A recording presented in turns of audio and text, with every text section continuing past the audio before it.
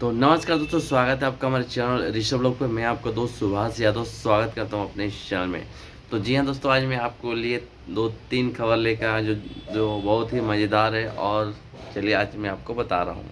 सबसे पहला खबर ये है कि आज जितने भी खेसारी लाल यादव के जो विरोधी थे, उनके ऊपर गाना गाते थे, वो सब आकर कहीं ना कहीं माफ़ी मांग रहे हैं। और कहीं ना कहीं जो पवन सिंह को भी टारगेट करके गा रहे थे, वो भी माफ़ी मांग रहे हैं।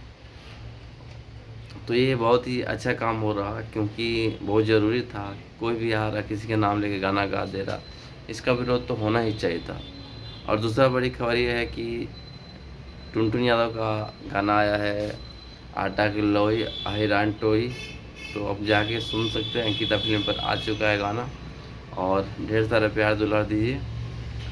और जो भी भोजपुरी इंडस्ट्री में गलत कर रहा है, उसका विरोध करिए, उसका नाम पे FIR करिए, उसका विरोध करिए, चाहे वो कोई भी हो, खेसारी लाल यादव हो, चाहे पवन सिंह हो, चाहे जो भी हो।